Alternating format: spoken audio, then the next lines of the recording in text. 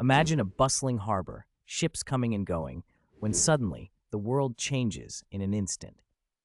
On December 6, 1917, in Halifax, Nova Scotia, the most devastating explosion the world had ever seen rocked the city and its people.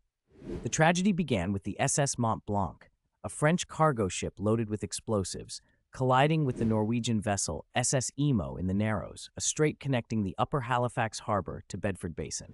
As the Mont Blanc caught fire, a catastrophic chain reaction was set into motion. Just after 9 a.m., the ship erupted in a blast so powerful it shattered windows 50 miles away, sent a shockwave across the province, and triggered a tsunami that swept over parts of the city. The explosion obliterated the Richmond district, killing nearly 2,000 people instantly, while injuring 9,000 more. Entire neighborhoods were flattened, and the aftermath left 25,000 people homeless. This tragic event remains one of the largest non-nuclear explosions in history. The resilience and humanitarian response that followed, including aid from Boston, forged a special bond still commemorated today.